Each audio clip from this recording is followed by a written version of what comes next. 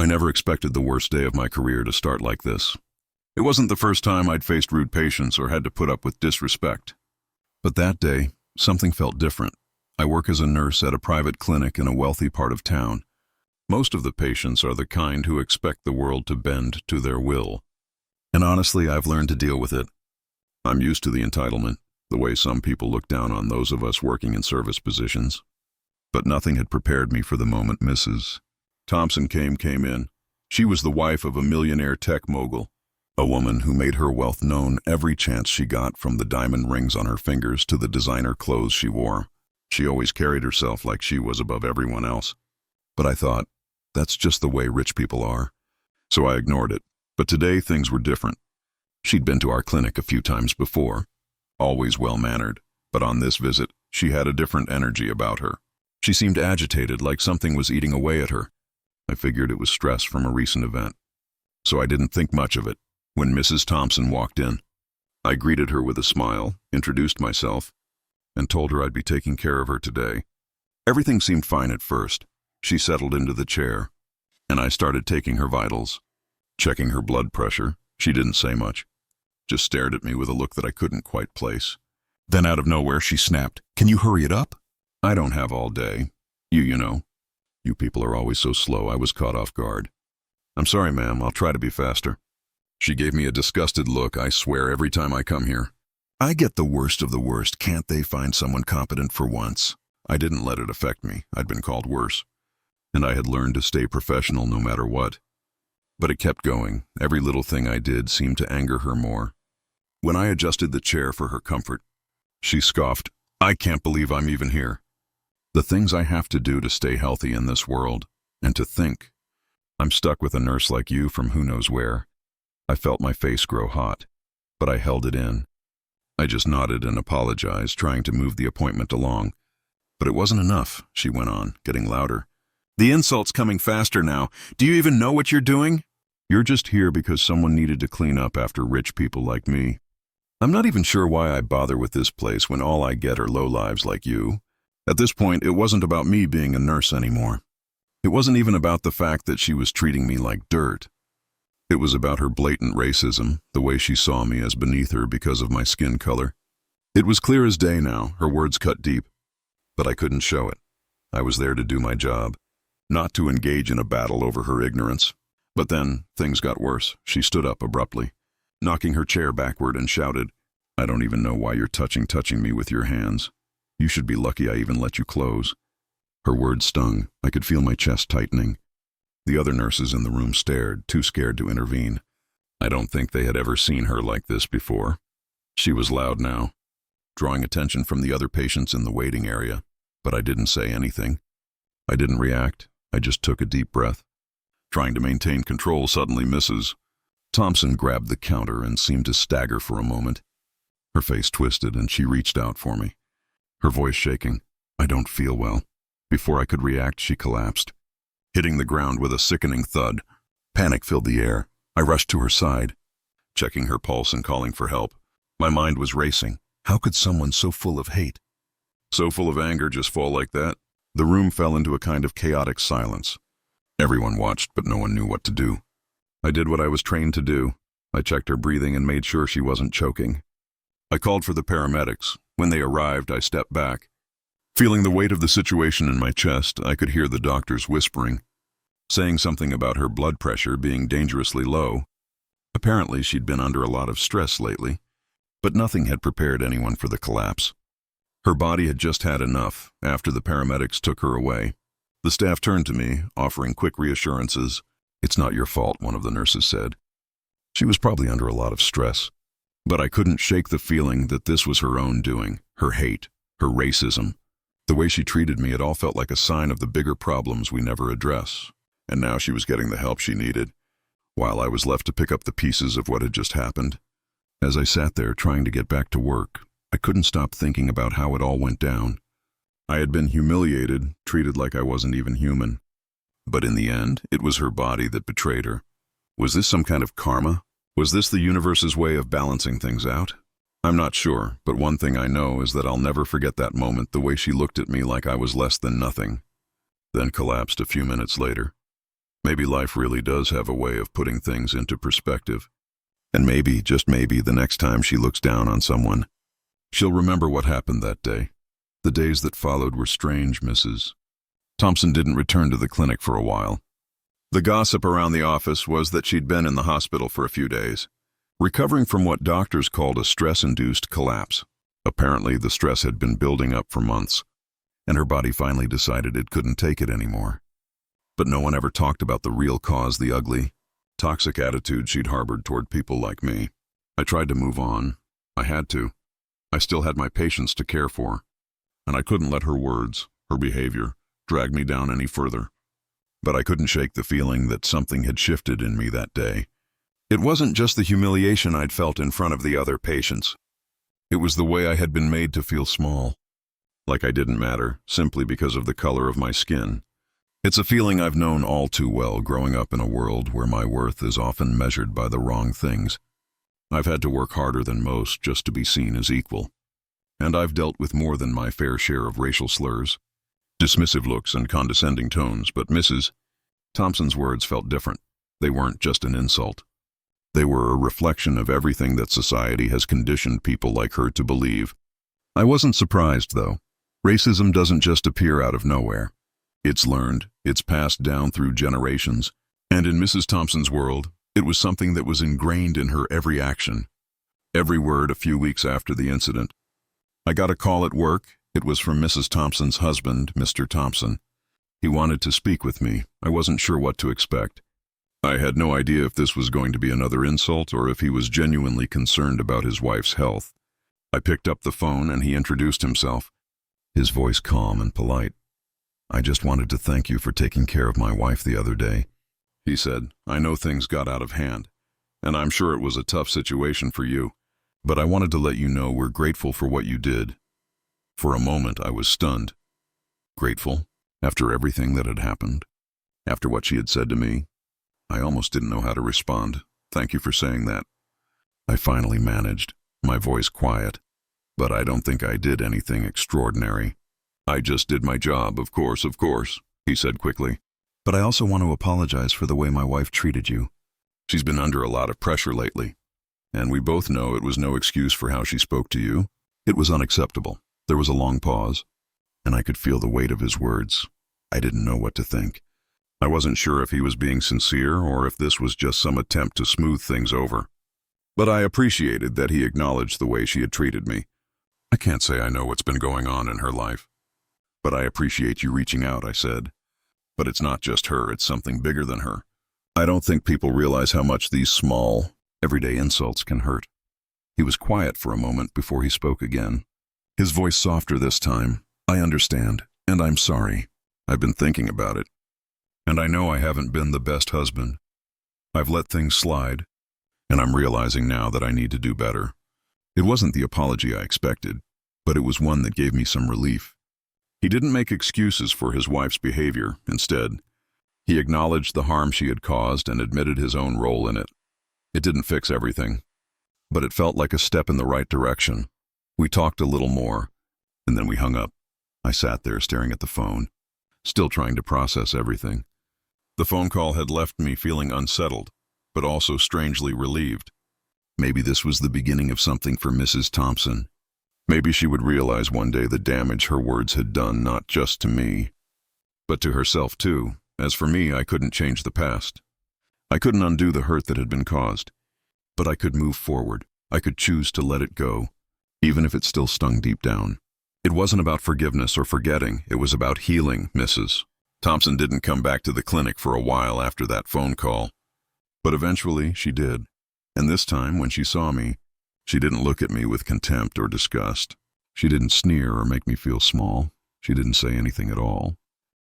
But when our eyes met, I saw something different in her, a kind of quiet acknowledgement. Maybe she had realized in the time she had spent recovering that she had crossed a line. Maybe it wasn't much, but it was enough to make me think that maybe, just maybe, people can change. It wasn't going to be easy, and it wasn't going to happen overnight. But it was a start, and that's all I needed. In the weeks that followed, Mrs. Thompson's behavior remained noticeably subdued whenever she came into the clinic. There was still a distant air about her, a kind of pride she couldn't entirely suppress. But she no longer acted like I was invisible or beneath her. She'd make small talk with the other nurses, a polite nod when I entered the room. And most importantly, no more cruel words. It was subtle, but it was enough to make me feel like something had shifted. Her attitude seemed less rigid, less hostile, though I couldn't say if it was genuine or if she was just trying to avoid another embarrassing scene. Either way, I wasn't about to be the one to, but even as things started to calm down, I couldn't help but feel conflicted. I wanted to believe that the change in her was real, that maybe she was genuinely reconsidering the way she viewed the people around.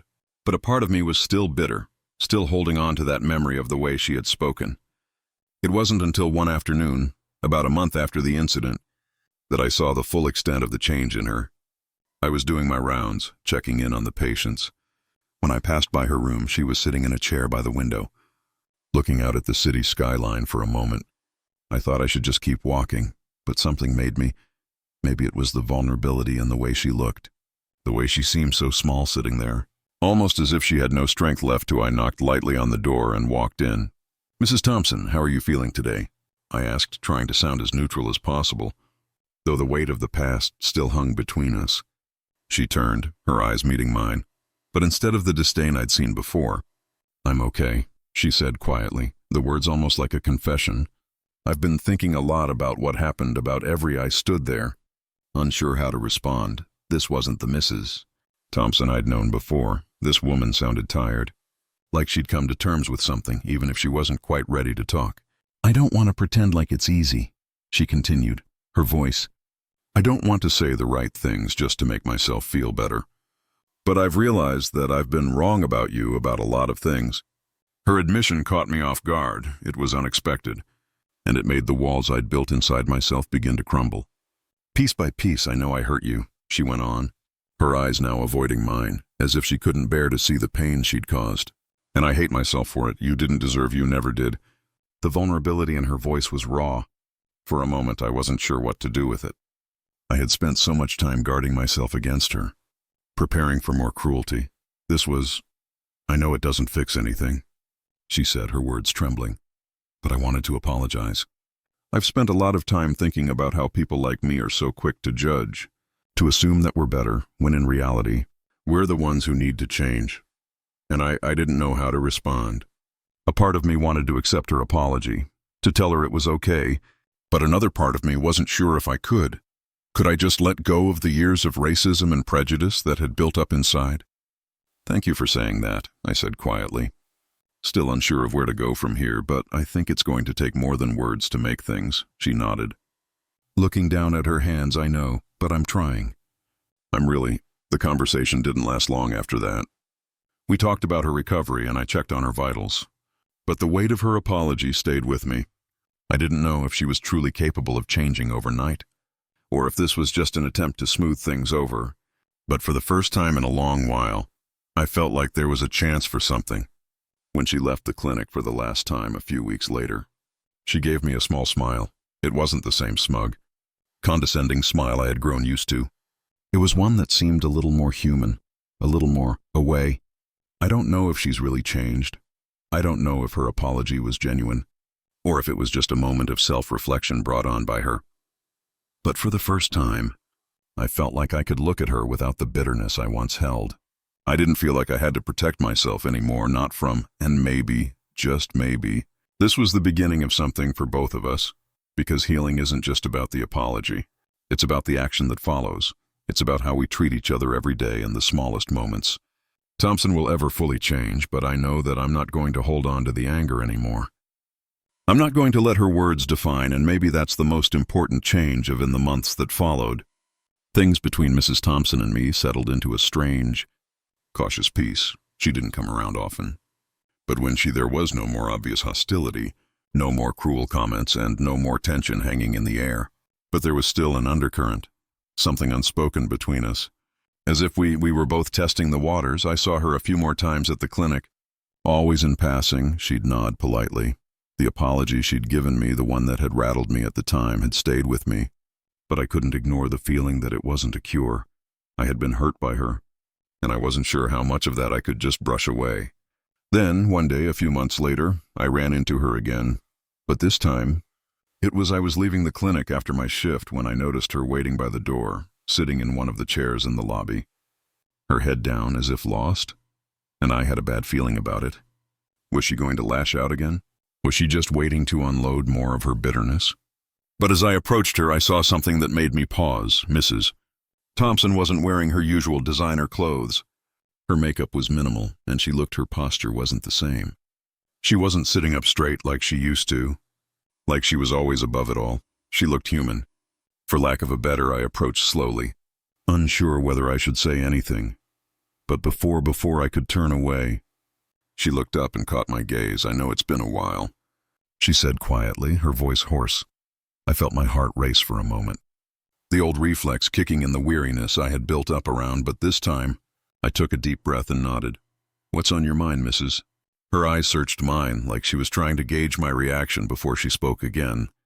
"I've been going to therapy. I know that doesn't fix everything, but I'm trying to work through. It's been a long process, but I know I can't keep going the way I didn't say anything at first. I wasn't sure what to say.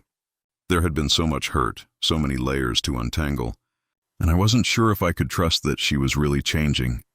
But I saw the sincerity in her eyes, and for the first time, I didn't feel like she was just saying words to make herself feel. "I don't expect you to forgive me," she continued, her voice trembling slightly. "But I wanted you to know that I'm not that person anymore. I've realized so much of what I've said. What I've done was just me being scared, and I didn't know how to deal with that." It was raw. There was no defensiveness, no arrogance, just an honest admission of her flaws, of her struggle to face the things she had buried for I've hurt people," she whispered, her eyes filling with tears. "And I know it's not just you. I know I've hurt others. But I can't. I can only move forward. And I want to do better." I stood there, unsure of what to say. A part of me wanted to tell her that it was okay, that I forgave her, that I understood. But I also knew that forgiveness wasn't something I could just give out easily, not after everything she had put me through. I didn't owe her that, not yet, but I didn't want to turn my back on her. "I'm glad you're doing the work," I said finally, my voice steady. "I think that's a start, but it's going to take time. It's not going to be, and it's not just about saying the right thing. It's about showing up every day and proving that you've changed through your actions." She nodded, wiping her eyes. I know. I could see that she meant it. And for the first time, I believed we didn't talk for long after that. She thanked me and I said goodbye, but something had shifted between us. I didn't feel that knot in my stomach every time I saw her. I didn't feel that immediate reflex to guard myself. I wasn't ready to embrace her as a friend or let go of everything that had happened. But there was a quiet understanding between, "Hey there, if this story moved you, don't forget to hit subscribe to join me for more powerful real-life stories that spark change and inspire strength. Together, we can explore stories of resilience, justice, and the moments that make a difference. Your support helps amplify voices that need to be heard. So let's grow this community of changemakers." I knew that true change wasn't a one-time thing. It wasn't a single apology or a few therapy sessions. It was a constant process, something that would take time and action. For Mrs. Thompson, it was a beginning. For me, it was a cautious hope. And in the end, that's all any of us really have the chance to try. The chance to change, and the hope that with time, we can all move forward together. The next few months unfolded quietly, almost uneventfully, as Mrs. Thompson continued her therapy. And I carried on with my work at the clinic. She stopped by occasionally. But our encounters were brief. I saw the small changes in her demeanor, softer way she spoke, the way she no longer glared at me from across the room, but instead made eye contact, offering a nod of acknowledgement when our paths crossed. There were still moments of discomfort between us, moments when I felt that old tension lurking just beneath the surface. There were days when I caught myself waiting for her to slip up, to show that nothing had really changed, that she was just going through the motions, trying to be better without truly being better. But those moments became fewer and fewer as time passed. Then, one day, I received a message from her. It was a simple text, but it carried a weight that I couldn't ignore. "Can we talk? I want to tell you something." I didn't know what to expect. My first instinct was to ignore it. Perhaps it was another attempt to make amends, or maybe it was something else entirely. But there was something about the tone that made me pause. I'd seen her struggle with herself before, and then now, it seemed like she had something important to say. I agreed to meet her after work. We sat in a small cafe, the kind that had soft music playing in the background and the smell of freshly brewed coffee in the air. It was casual, and at first I wasn't sure if I was ready for whatever it was she was going to say. After a few minutes of awkward silence, she spoke. "I've been thinking a lot about my life," she began, her voice softer than usual. "About everything I've done, not just to you, but to other people, the way I've treated others.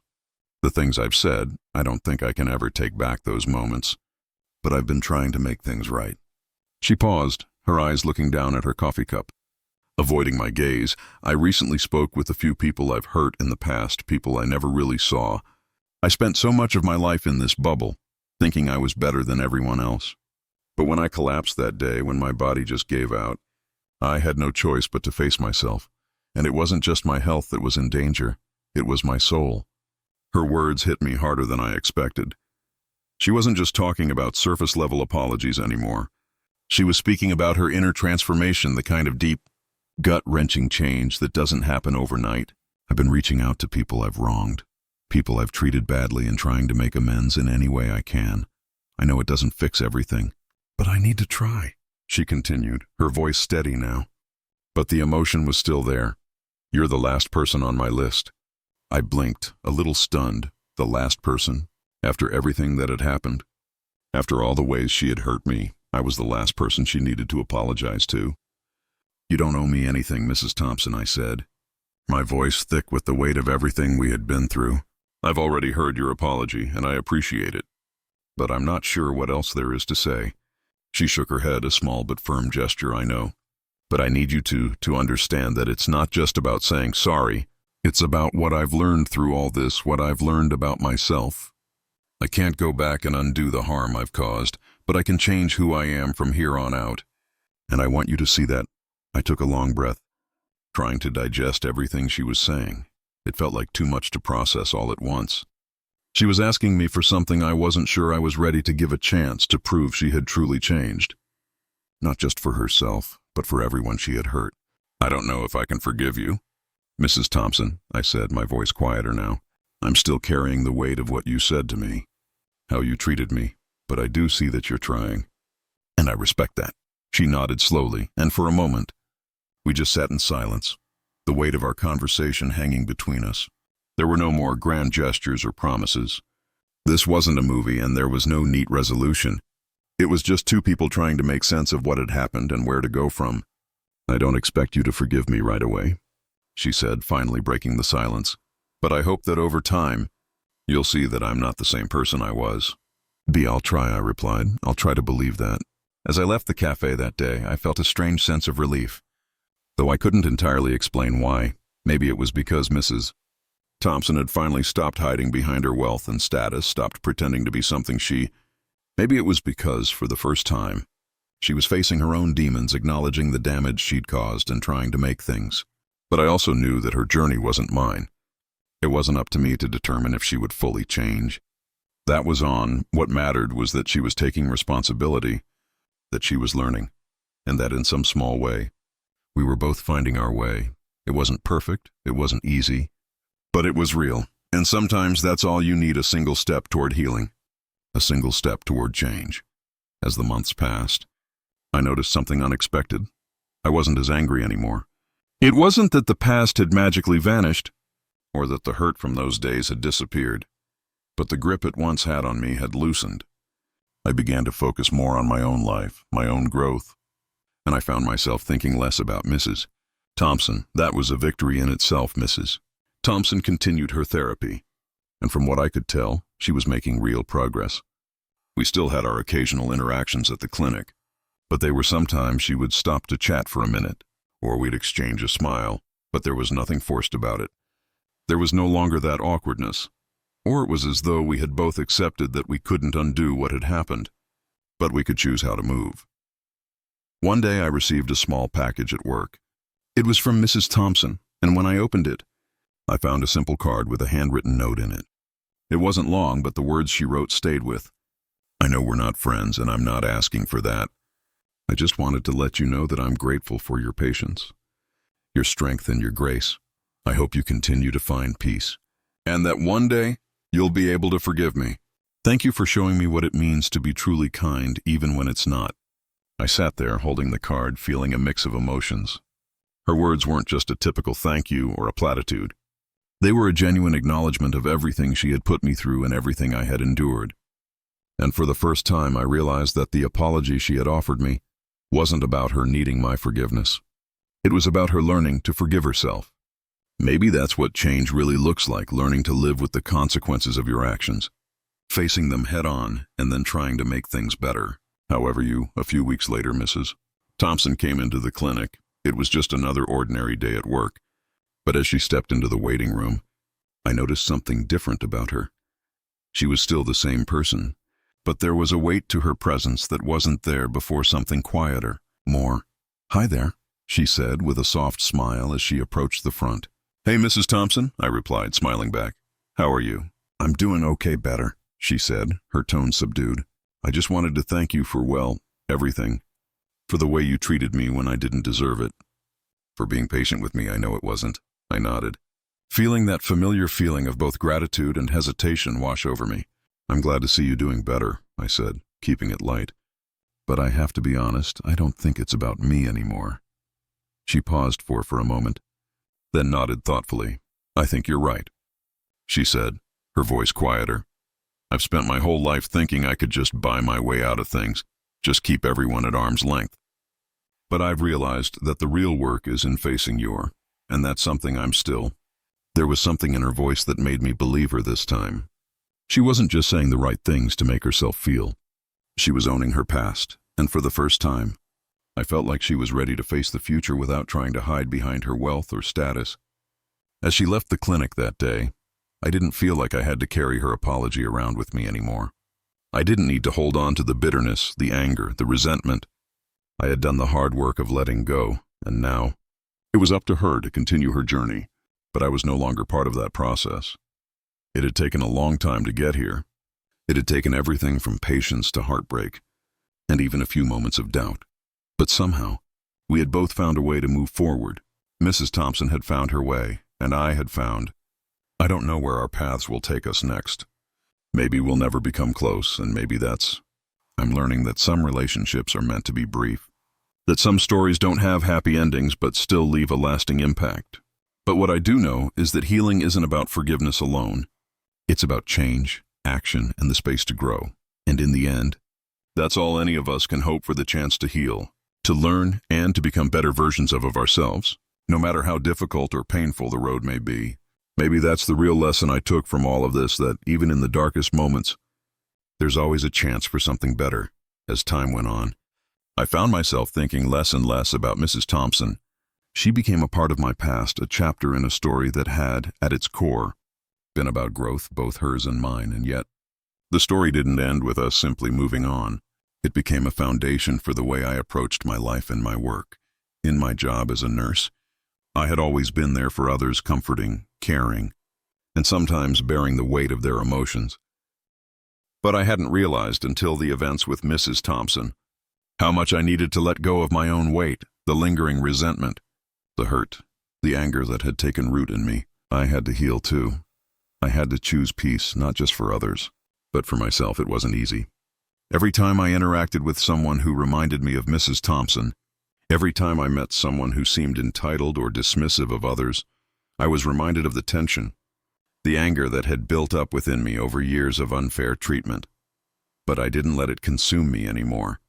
I learned to put that feeling in perspective. I learned to move past it, to focus on the things that mattered. One day, several months after our last conversation, I received another message from Mrs. Thompson. It was a simple text, and at first I didn't even want to open it. But something urged me to do so, maybe because after everything, I'd come to understand her in some small way. It read, "I wanted to thank you again for being there when I needed to hear the truth. I've started volunteering at a local shelter for underserved families, and it's opened my eyes in ways I didn't expect. I feel like I'm finally becoming the person I was meant to be. I'm still working on it, but I wanted to share this with you." You were right. Change takes action. I stared at the message for a long time, letting it sink in. This was the last thing I expected. I didn't know what to make of it. On the one hand, I wanted to be happy for her. She had made a choice to step outside her bubble, to do something meaningful for others, to put her privilege to good use. On the other hand, it felt like too little, too late. Still, I couldn't ignore the fact that she had made a real effort, and not just for her own benefit, but for the benefit of others that mattered. I didn't respond right away. I didn't know what I could say that wouldn't feel hollow. But after a few days, I wrote back, "I'm glad to hear that. Keep doing the work. It's not about being perfect, but being better each day. Take care," and that was that. It wasn't a grand gesture, but it was the closure I needed.